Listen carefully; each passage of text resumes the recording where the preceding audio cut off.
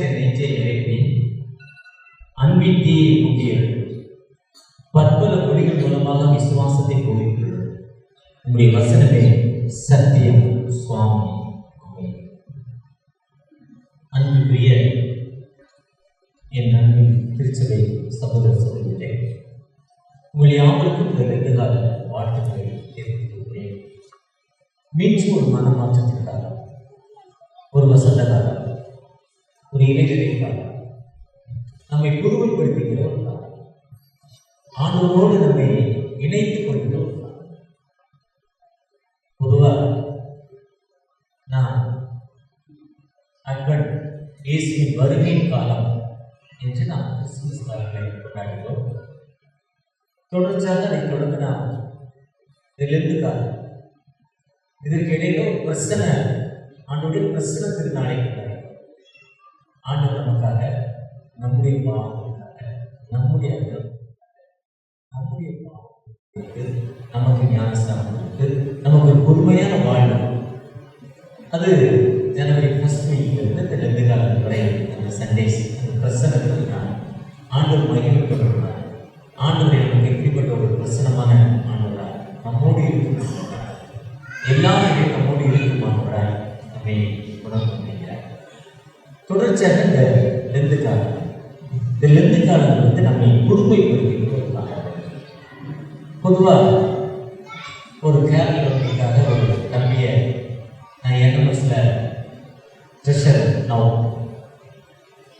ஒரு 3 வருடங்கள் முடிந்து 4வது வருடம் ஸ்டார்ட் ஆகிட்டு, இதற்கு முன்னாடி நான் ஐஎம்எஸ் இந்திய பிசினஸ் சொசைட்டியில் பிரசிடெண்டாக ஒரு 6 வருஷம் ஆகிருக்காங்க. அதான் மாணவரின் போஸ்ட். சும்மா பிரசிடெண்டாக ஒரு வந்தாங்க, ட்ரெஷர்னால பவர் இல்லை, கையில் போட்டு இன்றைக்கி 350 கொடுப்போம், பார்த்து ஒரு 500 கொடுப்போம், பவர் எல்லாம் ஜிஎஸ் தான். அதில் ஒரு தம்பியை நான் இந்த கிறிஸ்மஸ் காலத்தில் கேரளாவுக்கு போனேன்னு கேட்டேன். அது பைபிள் ஆங்கில எங்கே போட்டுருக்கேன், இங்கேயும் ஒரு என்எம்எஸ் ஒருத்தர் இருக்காங்க, எக்ஸாக்ட் பண்ணிருக்கிறாரான்னு தெரியல. என்எம்எஸ் ஒருத்தர் இருக்கிறார், குளோபல் சர்ச்சை சேர்ந்தவர், நம்முடைய திருச்சபை சேர்ந்தவர். அதே மாதிரி நிறைய பெண்டிகாஸ்ட் பாஸ்டர் லண்டனில் எங்கே போட்டு. ஆனால் இன்னைக்கு ஒரு பண்டிகை மாதிரி ஒரு ரஷ் கூட்டம் எல்லா திருச்சபையிலும். காலையில் எங்களுடைய திருச்சபை காலை 5 மணி ஆறாவது கிட்டத்தட்ட 98 விழுக்காடு 95 விழுக்காடு மக்கள் என்ன பண்ணுறாங்க. இங்கேயும் அதே மாதிரி கிட்டத்தட்ட 95 விழுக்காடு இந்த ஆஸ்பென்ஸ் சாப்பிட்றது. பொதுவாக லெந்து காலங்கள் எங்கே பயன்படுத்துறது சொல்லப்படுது. அப்போ இது ஏன் நம்ம உருவாக்குறாங்கன்னா நம்மை புதுமைப்படுத்திக் கொள்வதற்காக. பொதுவாக வருஷம் வருஷம் நம்ம சொல்லிக்கிட்டே இருக்கலாம். ரொம்ப நேரம் நான் ஒரு சில செகண்ட்ஸில் சொல்லி முடித்தேன். 1330 முதலாவது கிறிஸ்தவ நாடு. அப்போ கான்ஸ்டன்டைன் அரசர், ரோமன் பேரரசில் அந்த நீரோ மன்னர் கிறிஸ்தவத்தை அழிப்பதற்காக 1ஆம் நூற்றாண்டு. அதுக்கப்புறம் வந்து ரோமன் பேரரசர் கான்ஸ்டன்டைன் அவர் கிறிஸ்துவை ஏற்றுக்கிறார். அவருக்கு பெரிய வாழ்க்கையில் வெற்றி கிடைக்குது. அந்த வெற்றி வந்து இந்த கிறிஸ்துவை தனக்கு அறிவிக்க வேண்டும் என்று புதுமைப்படுத்த வேண்டும் நினைக்கிறார். அவர் காலங்களுக்கு வந்து கிறிஸ்தவ வளர்ச்சி கொடுத்து அந்த கிறிஸ்தவ வளர்ச்சிக்கிறதுக்கு என்ன பண்ணுறோம், கிறிஸ்தவத்தில் பண்டிகைங்கிறது பெரிய லெவலில் லேவியராகணும், 24 கூடார பண்டிகை, வாரத்தின் 1 நாள் பண்டிகை, பஸ்கா பண்டிகை, இதெல்லாம் சொல்லப்பட்டிருக்கு. இது புதிய ஏற்பாடுல அப்படி பெருசாக சொல்லலை. புதிய ஏற்பாடு கிறிஸ்துவ மக்களை நாம் கிறிஸ்துவின் வடிவம் சொல்லியாருக்கு இந்த பண்டிகை காலத்தில் மக்கள் ஒன்றாக கொண்டாட முடியும். அதுதான் உபாகம் 26, உபாகம் 16, நீக்கேடு மனைவி பிள்ளைகள், ஆடு மாடு வேலைக்காரர் அடிமை எல்லாம் சேர்ந்து பண்டிகை. அதனால திருநெல்வேலி பண்ணால் மாம்பழ செல்வம். எதுக்கு மாம்பழ செல்வம்னா ராணி அங்கே இருக்க மக்கள் ஒரு கோயிலுக்கு ஒரு வருஷத்துல 1 மாதம் மொத்தமாக போவாங்க. அந்த ஏரியாக்காரெல்லாம் போயிட்டுனா நல்லா தண்ணி இருப்பாங்க, ஜாலியாக இருப்பாங்க. அதெல்லாம் கிறிஸ்துவ நான் மாற்றினேன். ராணி செய்வது நாங்களாம் இவ்வளோ போனோம், இப்போ நாங்கள் அங்கே போக முடியாது, நாங்கள் சாராயம் குடிக்க முடியாது, சாராயம் போய் குடிக்க முடியாது. அதில் எங்களுக்குள்ள 1ஆம் ஒரு பண்டிகை வந்துன்னா மாம்பழ சட்டத்தில் ஒரு பண்டிகை உண்டாங்க.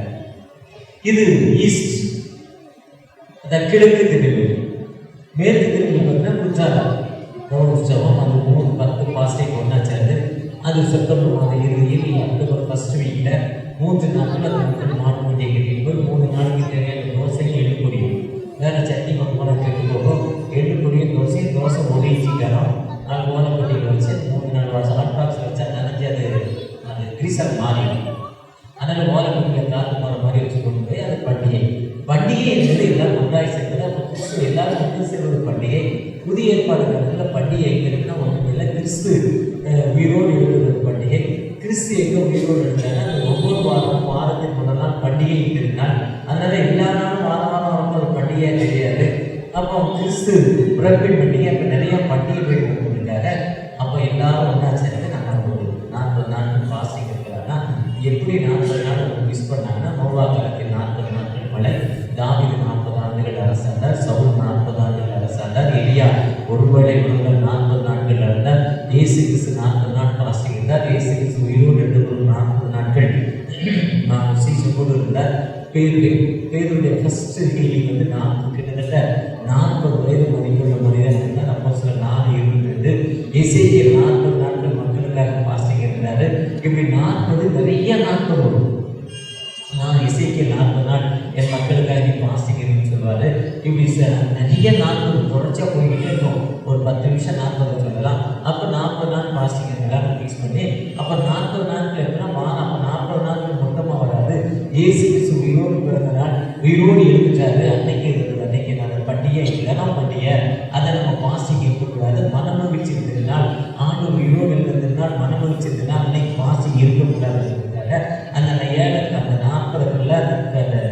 அந்த வாரத்துக்கு முதல் நாளை கழிக்கிறப்ப இந்த இன்னைக்கு ஆஸ்வரஸ் எடுத்து ஈஸ்வரை 47 நாள் 7 சண்டே கழிச்சா 40 நாட்களுக்கு சரியாக வரும். அப்போ வாரத்துக்கு முதல் நாள் என்ன பண்ணக்கூடாது, சாப்பிடாம சர்ச்சைக்கு வரக்கூடாது. நல்ல திருப்தியாக சாப்பிட்டு சர்ச்சைக்கு வாங்க.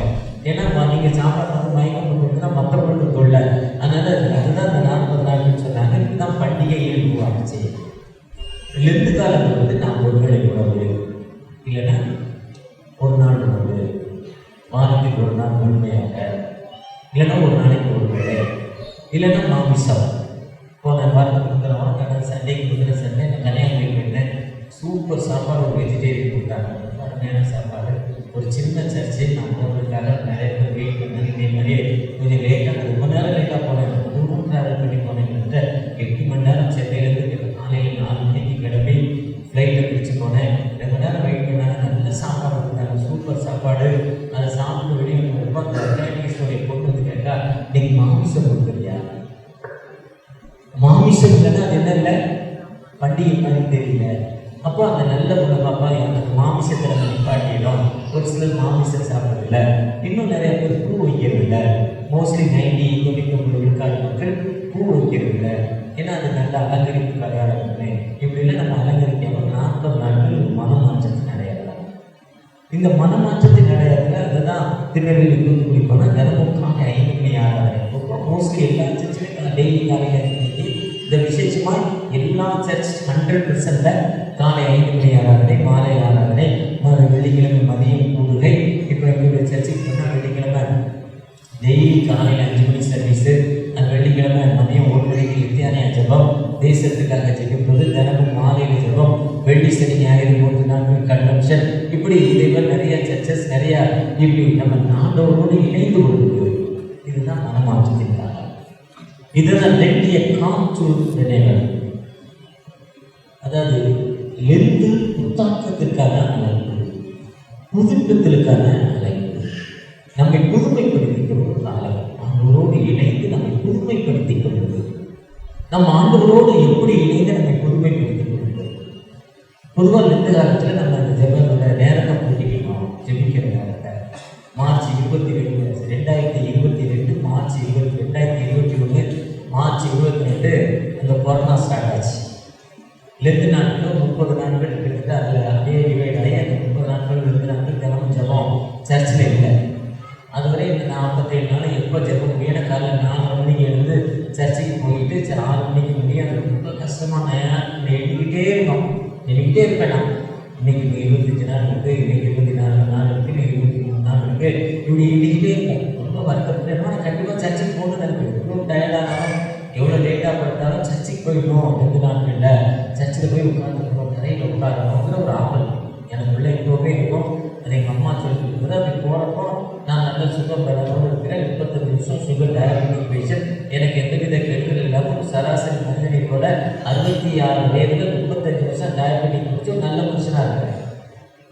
சர்ச்சைக்கு போகிற ஆண்டனோடு நம்ம இணைந்திருக்கிறத எனக்கு அப்படி ஒரு விடுதலை இருக்குது, நல்லா இருக்குன்ற ஒரு நம்பிக்கை இருக்குது. கண்ணு கெட்டு போல, காலு கெட்டு போல, கிட்னி கெட்டு போல, ஹார்ட் அட்டாக் வரல, சுயம்னா ரொம்ப குறையாத, ரொம்ப அதிகமாகவே எப்போவுமே இருக்கு. ஏன்னா நல்லா சாப்பிட்றாங்க தான், டேஸ்ட் பார்த்து சாப்பிட்றாங்க. இதெல்லாம் சர்ச்சைக்கு ஆண்டுடைய இல்லத்துக்கு போய் ஆண்டவை பொழுது கொள்றப்போ நல்ல ஒரு நமக்கு கம்பீரம் இருக்குதுன்னா என்ன அறியாமல் ஒரு நம்பிக்கை. இந்த 2 நாட்கள் மட்டும் ரொம்ப எண்ணெய் அது அவங்க அநியாயமாக அதுக்கு என்ன பண்ணுச்சுன்னா கொரோனா வந்துட்டு, கொரோனா சர்ச்சைக்கு போகும்போது ரொம்ப டென்ஷன் ஆகிட்டேன். நம்ம என்ன போய் தான் கொரோனா வந்துச்சு. அப்போ காலையில் 4 மணிக்கு நம்ம எடுத்து ஜோம் பண்ணோம்னு 4 மணிக்கு வந்து ஜோம் பண்ண ஆரம்பிச்சு. அதுக்கப்புறம் 15 நாள் ஃபேக்ட்ரிலாம் லீவு, தொழிலாம் லீவு, பிறகு ஒர்க்லோடு கூட்டிக்கிட்டே வந்துச்சு. அதுக்கப்புறம் ஜெப நேரத்தை குறைச்சிக்கிட்டே வந்துட்டோம், எழுந்திருக்க முடியும். இதுதான் மனிதன். ஆனால் ஆண்டவரோடு இடைவெளி நேரத்தை நாம் எந்த விதத்தில் குறைக்கக்கூடாது. அதுதான் ஊழியக்காரர் சொல்றாரு. நம்மளுடைய ஒரு வைக்கிற 5ஆம் அதிகாரத்தில் சொல்றாரு, இடைவிடாமல் சொல்லுங்க, கண்டினியூ டு தி ப்ரேயர். எப்பொழுதும் எனிடைம் சந்தோஷமாக always praise to the Lord, எல்லாவற்றுக்கும் தோத்திரம் செய்யுங்க. எப்படி நீங்கள் கண்டிப்பாக ஜெபிக்க முடியும்? சோறு போட்டுறோம், சோறு போட்டுறோம், குடிக்க நேரத்தில் எப்படி ஜெபிக்க முடியும்? சாப்பிட்ற நேரத்தில் எப்படி ஜெபிக்க முடியும்? கண்டிப்பாக ஒரு பேர் எப்படி சொல்ல முடியும்னா, எப்போ நினைக்கிறீங்களோ தோற்றம் மனதுக்கு வச்சுருக்கோம், வாயை வச்சுருக்கோங்க, மனதில் ஆண்டவருக்கு தோற்றம் வச்சுருந்தா தோற்றம் சொல்லிக்கிட்டே இருக்குன்னு சொன்னாங்க.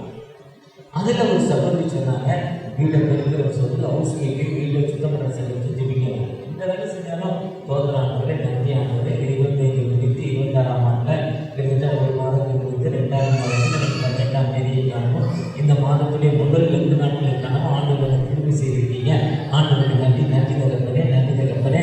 எங்கள் தேசத்தில் எலெக்ஷன் நடக்குது, தமிழகத்தை வச்சு தான் இந்தியா முழுவதும் மிஷன் இருக்குது. இந்தியா முழுவதும் காஸ்பல் போட்டுனா தமிழகத்துடைய 98 விழுக்காடு தமிழகம் தான். 98 விழுக்காடு நம்ம மக்களை வச்சு தான்.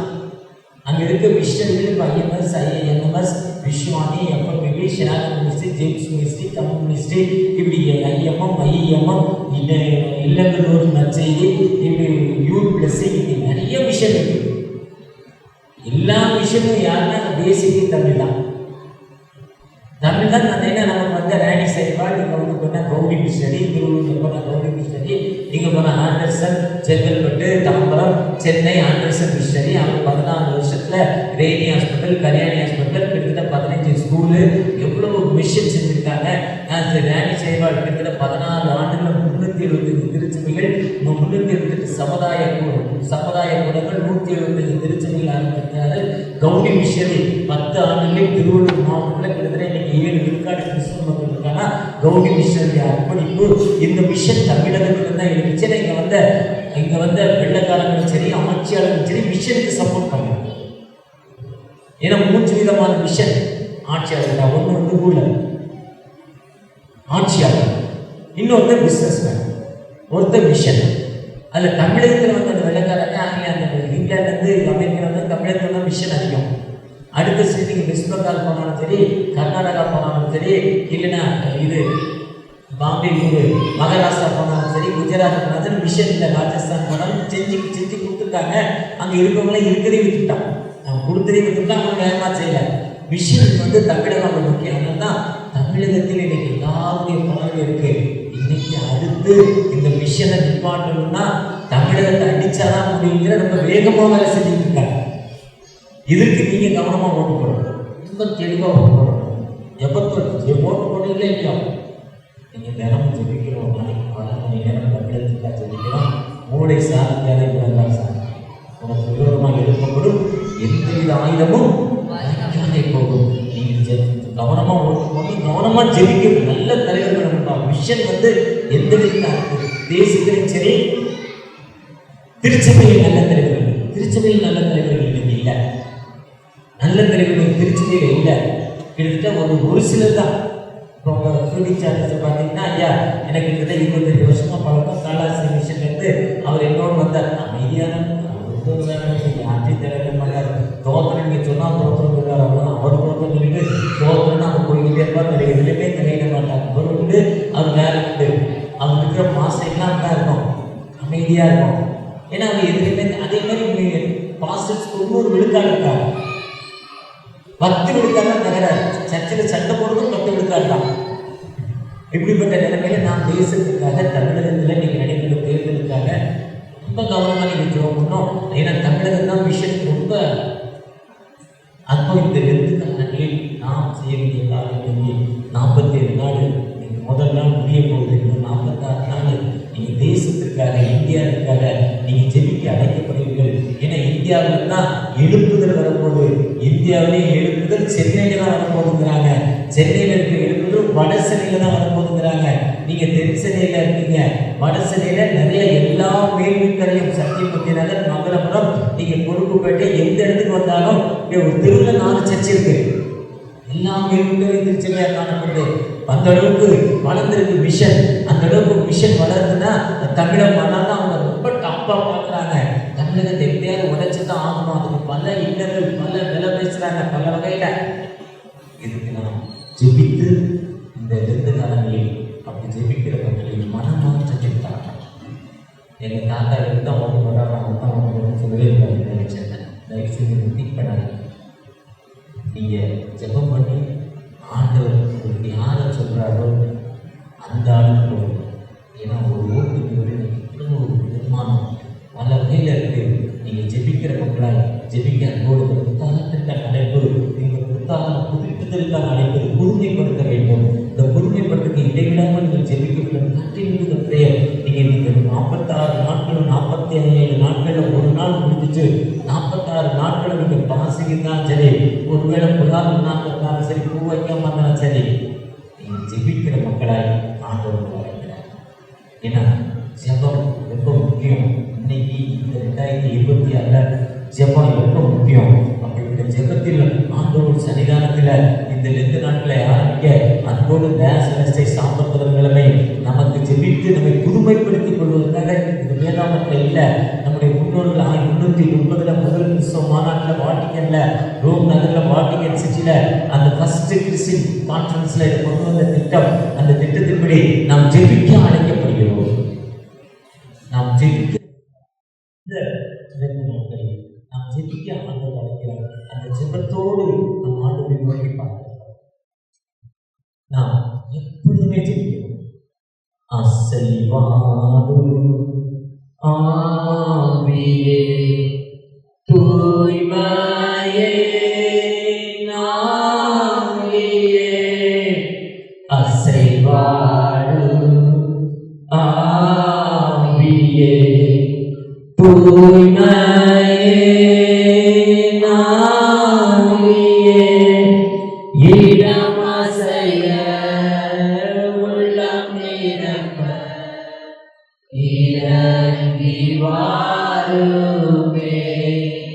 இந்த மனமாற்றத்திற்கான புத்தாக்கத்திற்கான நாம் எப்படி நம்ம பொறுமைப்படுத்திக் பொதுவாக ஜனவரி 1ஆம் தேதி இந்த பட்டத்தை விடுகிறோம். மாதத்தின் முதல் நாள் நாங்கள் இந்த பட்டத்தை விடுகிறோம். இல்லை இந்த 2 நாட்களில் நாங்கள் இதெல்லாம் சாப்பிட மாட்டோம் முடிவு. இது மனிதனுடைய எண்ணம்.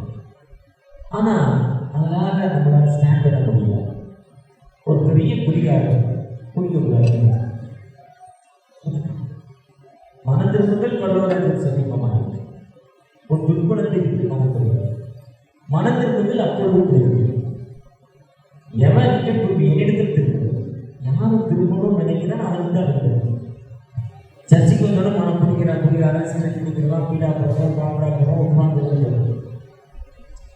அது அந்த சிந்தனை ரொம்ப அப்படிக்கிட்டே இருக்கும். நான் பிராக்டிக்கலாக என்னுடைய லைஃப் அனுபவத்தில் சொல்றேன்.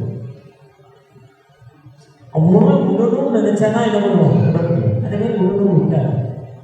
ஒரு நாள் டிவியில் ஒரு ப்ரோக்ராம், அந்த ப்ரோக்ராமில் ஒருத்தர் பாட்டு ஜாலியாக தூக்கி வந்து நம்ம 2 பேரும் சேர்ந்து கொடுக்குற மாதிரி கூப்பிட்ற மாதிரியே இருக்கப்போ என்ன பண்ணுறாரு, அவங்க விரைக்கையை வச்சு நேர பரீட்சாவுக்கு போய் அடம்பரியமாக கொடுக்குறாரு. மாதம்லாம் விட்டுறது இதுதான் மாற்றம். அதுதான் காலையில் வாட்ஸ்அப் பண்ணிக்கிறப்போ ஒட்டகத்தை வந்து குதிரை கிட்டே தண்ணியில் விடுறோம், குடிக்கணும். அது குடிக்கணும். அது குடிக்கலாம் என்ன பண்ண முடியும், நம்ம ஒன்று பண்ண முடியும். அதே மாதிரி இதை செய்யாதன்னு சொல்றாங்க. இதுதான் புதுப்பித்தலுக்கான காரணங்கள். நம்மை எப்படி நாம் புதுப்பித்துக் கொள்ள முடியும்? அதுதான் இன்னைக்கு கொடுக்கக்கூடிய இசைக்கு. இன்னைக்கு நம்ம டெக்ஸ்ட் 36, 24, 36 உங்கள் உள்ளத்தில் என் ஆவியை 36, 29 நீங்கள் அசுத்தத்தை நீங்கள் விட்டு உங்களை ரட்சித்து அழக சொல்ல ஆண்டோடைய நம்மை ரட்சிப்பதற்கு நம்ம ஆண்டவரோடு இடைபட வேண்டும். உங்கள் உள்ளத்தில் புதிதாக ஒரு ஆவியை ஏற்றுக்கொள்ளுங்க. அதுதான் மத்தியில நூற்கால சொல்றப்போ ஒருத்தருக்குள்ள அசுத்தாவி இருக்கு, வேண்டான்னு சொன்னா அது திறமை போயிடுது. ஆனா அது எங்கே தங்குறதுல எங்கே சுத்திட்டு அந்த கிளம்பி வந்த வீட்டுக்கு திரும்புவது அது எப்படி காலி இடமா தண்ணிலும் பொல்லாத 7 ஆவிகளை அங்கே கூட்டிட்டு வருது. கிறிஸ்தவத்தில் ஜீசஸ் சொல்ற ஒரு தத்துவம், இயேசுங்கிற ஒரு நபர் உள்ள வந்துட்டார். வேதத்துடைய தன்மைகள் மேல வந்துச்சுன்னா அந்த எண்ணங்கள் அப்படி வராது. அதுதான் தாவீது தப்பு பண்ணிட்டாரு. 2 சாமுவேல் 12 நீ தப்பு பண்ணிட்டா நீ செத்து போகிறதா தீர்ப்பு சொல்றாரு. தீர்க்கு சிப்பை சொல்றாரு, சிப்பை செத்து போவோம், நீ செத்து போவோம். ஆனா சங்கீதம் 51 தேவனே ஒரு கிருபை கொடுக்கிறது. ஆண்டவரை நோக்கி அவர் அழைக்கிறப்போ அதுக்கு 47 நாள் பாசிங் இல்லவே இல்லை. எப்போ ஆண்டவரை நோக்கி அழைத்தாரோ அப்பவே விடுதலை கிடைச்சிருச்சு. இதுதான் கிறிஸ்தவம். இதை நோக்கி கூப்பிடு, நீ அறியாலும் 8வது மலை மனத்தை வாங்கி செய்ய. நீங்க சங்கீதம் 3 வாங்கினா இன்னும் தெளிவாக அந்த சங்கீதம் 3 சொல்றாரு. ரட்சிப்பு மாற்றுவார், ரட்சிப்பு கர்த்தருடையது. ஆண்டவரை நோக்கி அழைக்கிறப்ப ஆண்டவர் விடுதலை கொடுக்க மாட்டார். அந்த ஆண்டவற்றை நான் எப்படி அதுதான் எல்லாவற்றையும் புதிதாக்க மாட்டுவோம். 2 Corinthians 5:17 சொன்னாரு, நம்மை புதிதாக்க மாட்டுவோம். நம்ம ஆண்டவரை நோக்கி பார்க்கிறப்போ நம்மை புதுமை கொடுக்க மாட்டுவோம். எனக்கு வேண்டாமா, இது உடல்நலத்துக்கு தீங்கானது. சிகிச்சை வைத்து லட்சத்துக்கு போவோம். கற்காக சொல்லி முடிப்பதற்கு அதிகமா சிக்கன் சாப்பிட்டு உடம்புக்கு சிக்கன் சாப்பிடாது. உடம்புல அரைக்கொண்டு நாளில் கூட சிக்கன் சாப்பிடாதுன்னு சொல்லுவோம். ஏன்னா எனக்கு சிக்கன் வந்து இன்ஜெக்ஷனில் வளர்ந்து எல்லாது கெமிக்கல் இல்லை, அது வந்து வர சொல்லுவாங்க. அப்போ நம்ம வேண்டான தூக்கி வைக்கிறப்போ ஆண்டவர் தீய பழக்கத்தில் இருந்து எனக்கு வேண்டாப்பா, எனக்கு ஒரு வாழ்க்கை, எனக்கு ஒரு குடும்பம் இல்லை. பல நாட்கள் ஒரு பெரிய தலைவர் இறந்ததை பல ரூபங்களில் பல கஷ்டங்களை சொல்றாங்க. இறந்த பிறகு பலரும் பல விதமாக பேசலாம். ஒரு பழக்கம் பெரிய நல்ல செய்தியாக அவர் மெசேஜ் கொடுத்து அவர் தப்பாக மெசேஜ் அழகாக பேசுகிறாங்க. ஆனால் அவற்றை இருக்கிறது ஒரு கிட்ட போகலாம், அது அவர்கள் அதனால் அது கேட்டுக்கணும். ஜஸ்டிஸ் பிரபாகரன் மாநில ஒரு சர்ச்சை ஆரம்பிச்சார். 3.5 மணி நேரம் மெசேஜ் பேசுவார். 3.5 மணி நேரம் 4 மணி நேரம் இஸ்லாமிய ஆண்டவர் சொன்னார் சர்ச்சை ஆரம்பிக்கிறது கன்வென்ஷன் ஸ்பீக்கர் அந்த வார்த்தைக்கு உபயோகப்படும் ஒரு குறிப்பிட்ட ஆண்டவர். எப்பவுமே நம்ம ஆண்டோடைய வார்த்தைக்கு எப்போ கீழ்படுகிறோமோ அப்போ நமக்கு விடுதலை கொடுக்க மாட்டோம். ஆண்டோடைய வார்த்தைக்கு நம்ம அர்ப்பணிப்போடு தகப்பனே என்று நீங்கள் கேட்கிறப்போ நமக்கு விடுதலை கொடுக்க மாட்டோம். நம்ம ஆண்டோரை நோக்கி சொல்லி எனக்கு இந்த பழக்கம் வேண்டாமா, இல்லை நான் இப்படிப்பட்ட மாமியாரோடு நான் சண்டை போட மாட்டேன். நீங்கள் ஜெபிக்கிறப்போ நிச்சயமாக ஒரு பழக்கம் ஏன்னா கடந்த நாள் கேட்டேன் ஒரு மாமியார் என் மருமகள் எனக்கு உறவு அதே உண்மையாக பண்ணேன் அப்படின்றத மாறேன். இப்போ எனக்கு அதே நான் பார்க்குறேன், அதே கஷ்டத்தை நான் இருக்கிறேன். ஒருவேளை நான் நம்ம மாற்றி கொடுத்துருக்கோம், ஆண்டோடு விடுதலை கொடுக்க மாட்டோம். அதுதான் நம்ம கொடுக்குற அமைதி இல்லை. எதுக்கு அமைதி இல்லை? சங்கீதம் 19:17 பிள்ளைகளை உணர முடியாது. நீதிமொழிகள் 28:11 பாவங்களை மறைக்கிறவர் வாழ்வதை மறைக்கிறார். ஓசியா 5:10 அவர்கள் தங்கள் குற்றங்களை உணர்ந்து என் ஸ்தானத்திற்கு திரும்ப மட்டும் சகையும் யாத்தியான நியமம் உண்டா நாளத்தினா என் சொத்துக்களில் சரிபாதியை ஏழை கொடுத்து அங்க இருக்க மக்கள் எல்லாம் சொல்றாங்க இவன் நல்லவன். அவர் தன்னை உணர்ந்த பொழுது ஆண்டு இந்த வீட்டுக்கு ரட்சிப்பு இவரும் மாவீரனாக இருக்கிறார். தன்னை உணர்வு கிறிஸ்துவமே தன்னை உணர்வு. யார் தன்னை உணர்ந்து இயேசுவை நோக்கி பார்க்கிறார்களோ, ஏன்னா பாவிகளை வச்சுக்க கிறிஸ்து சொன்னாருங்கிற வார்த்தை உண்மையும் எல்லா அங்கீகரிப்புக்கும் மாத்திரமானது. ஒரு நீதிமான்களே இல்ல, பாவிகளை வச்சுக்க நீதிமான்களே இல்ல, பாவிகளையே ஆண்டவர் அழைக்க வந்தார் சொன்னார்.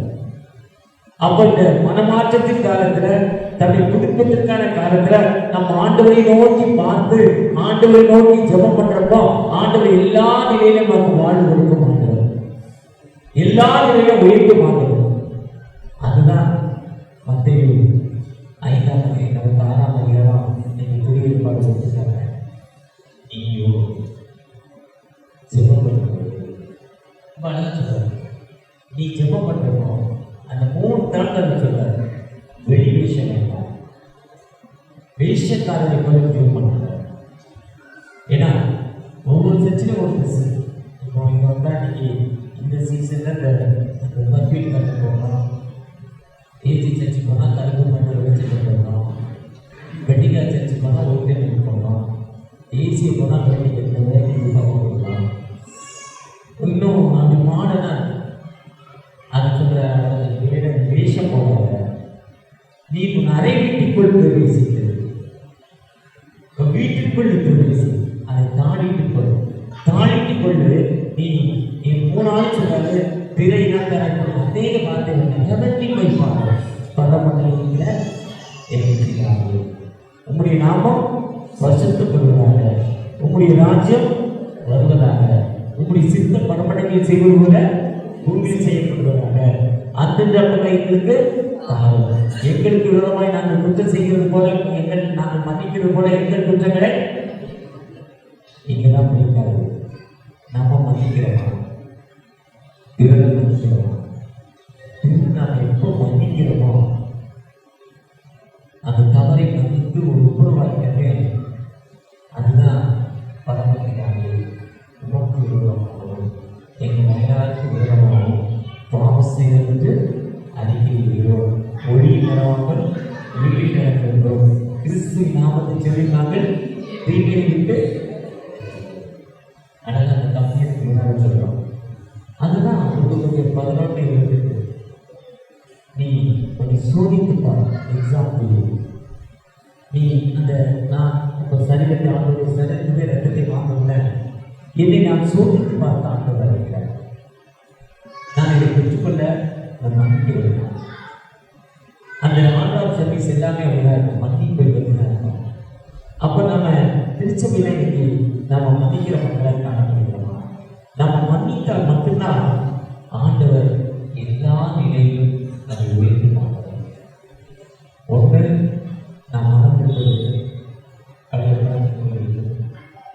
செகண்டரி நாம் மன்னிக்கிற மக்களை நம்ம எப்போ மன்னிச்சிட்டோமோ அப்போ நம்ம ஆண்டவர் உயர்த்தி மாட்டார். அதுதான் மாவட்ட முஸ்லீம் கட்சி கேட்கிறேன். அவன் 3 மீட்டர் நோக்கத்தில் 1437 கோடி சம்பாதிச்சாங்க. 1437 கோடி ஓட்ட தூரம் 15 நிமிஷம் வந்துருக்காங்க. 50 மினிட்ஸ் தான் ரைஸ்க்காக வந்தது. அந்த ட்ரெயினர் 25 வருஷம் வந்துருக்காங்க. 25 வருஷம் ட்ரெயினிங் 1 வருஷம் வந்து ஸ்டீவன் ஒரு அவருக்கு ஃபர்ஸ்ட் ப்ரைஸ் கிடையாது. ஃபர்ஸ்ட் ப்ரைஸ் வாங்கிறதுக்கு அவங்க செக் பண்ணாங்க. பொதுவாக செக் பண்ணுவாங்க, யார் நம்மளுக்கு செக் பண்ணுவாங்க. அந்த ஃபர்ஸ்ட் ப்ரைஸ் அவங்க நான் இன்சார்ஜ் கோவில் போன வருஷத்தில் கூட இந்த முதல் கோப்பையில் நடக்கிறது. இந்த 3 வருஷம் அவங்க சஸ்பெண்ட் பண்ணிடுவாங்க. அந்த ஸ்டீவன் கிராயின் சாப்பிட்றதுல 3 வருஷம் இன்னும் நீங்கள் விளையாடுறதுக்காக அவங்க ஒதுக்கிட்டாங்க. அப்போ ஹுசேன் கோயிலுக்கு வந்து கேட்டாங்க, நீங்கள் என்ன நினைக்கிறீங்க? 3 வருஷம் உங்களுக்கு எதிர்த்து ஃபர்ஸ்ட் ப்ரைஸ் வாங்கி ஆனால் கிராயின் போதை வச்சு சாப்பிட்ருந்தாங்க நிறைய சொன்னாங்க. ஹுசேன் கோயில் சொன்னாங்க, என்னை விட நல்ல ட்ரெயினர், அவர் போதை பொருள் மட்டும் இல்லைன்னா அவர் தான் ஃபர்ஸ்ட் ப்ரைஸ் வாங்க. என்னை விட அதிகமாக ட்ரெயினிங் ஆனால் அதை சாப்பிட்டு போகக்கூடாது. இனியாவது 3 வருஷம் கழிச்சு அது இல்லாமல் போகட்டும், நான்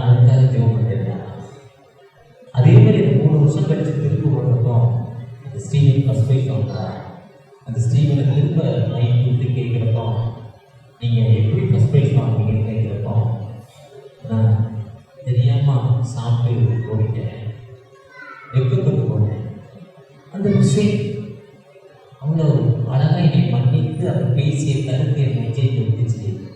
அப்போ நம்ம ஒரு போதை பொருளையாக சாப்பிடணும்னு நினச்சி நான் விட்டுட்டு இப்போ ட்ரெயினர் ஆனேன், ஃபஸ்ட் ப்ரைஸ் வாங்கினேன். இந்த ஃபஸ்ட் ப்ரைஸ் வாங்கினதுக்கு காரணம் வந்து அவருடைய ட்ரைனிங் தான்.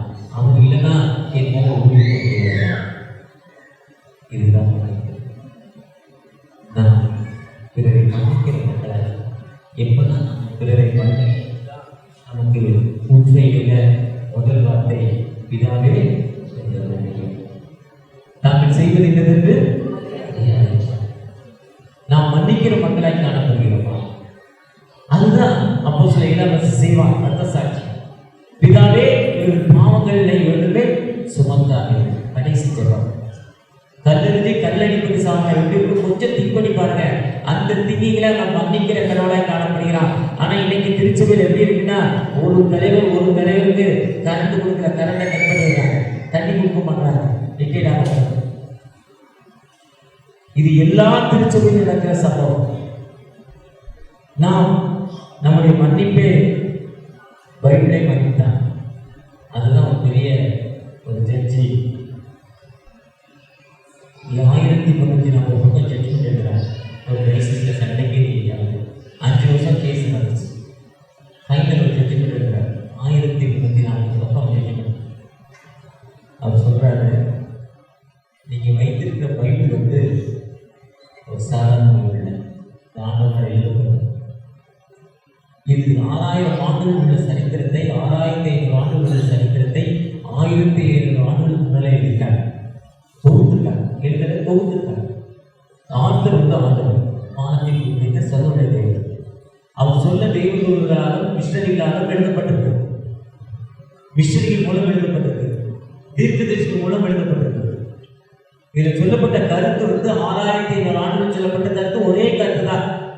மார்க் 12:29-30 இஸ்ரவேலுக்கே உன் தேவனாய கர்த்தர் ஒருவரே எனக்கு ஒப்பாயிருக்க. இரண்டாவது கற்பனை என்னென்றால், இனி உன்னிடத்தில் அன்பு கூறுவல பிறனிடத்திலும்.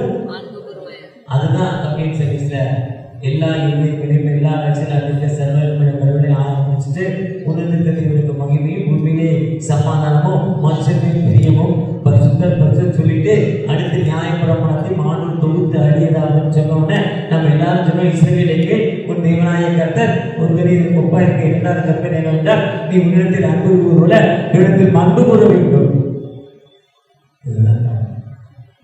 ஒருவேளை நாம் மனமாற்றத்தின் காலத்தில் நம்மை புதுப்பித்துக் கொள்கிற காலத்தில் நாம நம்மை மனமாறி அன்போடு பிறகு ஏற்றுக்கொள்கிறப்போ ஆண்டவர் எல்லா நிலையிலும் உயர்த்து மாண்டவர், நம்மை புதுமைப்படுத்தி மாண்டவர்.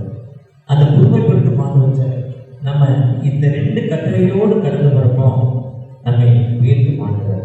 ஒரு விசை கூட தகப்பனே, எங்களை மிஸ் பண்ணுற தகப்பனே, இந்த நாளில் உங்களுடைய திரும்பி எங்களுக்காக தகப்பனே, உங்களுடைய இடத்தை எங்களுக்காக தகப்பனே, உங்களுடைய வழிநடத்தை எங்களுக்காக தகப்பனே, ஒரு விசை கூட ஒரு மனமாற எனக்கு திரும்ப செய்ய தகப்பனே, மனமாறதுக்கு மட்டுமல்ல தகப்பனே, ஒரு விசை கூட தகப்பனே எனக்கு ஒரு புதிய இடத்திற்காக தகப்பனே ஒரு பார்ப்போமா பார்க்கிறப்போ நிச்சயமாக அந்த அன்பு சேரிட்டி, அதாவது 1 Corinthians 11:13 விசுவாசம் நம்பிக்கை அன்பு, இதுல விசுவாசம் நம்பிக்கை எல்லாம் போயிடும். அன்பு ஒன்றுதான் நிலைத்திருக்கும், சேரிட்டி மட்டும்தான் இருக்குன்னு சொன்ன பிரகாரமாய் அந்த அன்பை எனக்கு தாங்க தகப்பனே. நான் மனம் திருப்பி பாதத்துல வந்திருக்கிறேன், எனக்கு ஒரு அன்பை தாங்க.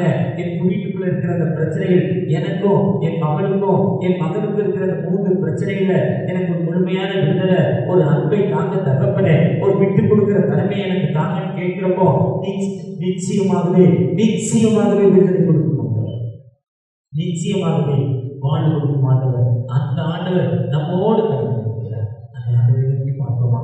இந்த புதுப்பிற்கான காலத்தில் அழைக்கப்பட்டுவார் தகப்பனே. நான் ஒன்றுமே இல்லை, சாப்பிட்றதுக்கு ஒன்றுமே இல்லைப்பா, என்னை தாழ்த்தி போய் தளத்துல போகிறப்பா மனநல. எத்தனை பேர் தன்னை விரும்பி மனம் திரும்பி நோக்கி பார்க்கிறாங்களோ அந்த மக்கள் நீங்க தொட்டு நீங்க பார்க்கணும். அந்த மக்களுக்கு நீங்க விடுதலை கொடுத்தீங்க தகப்பன.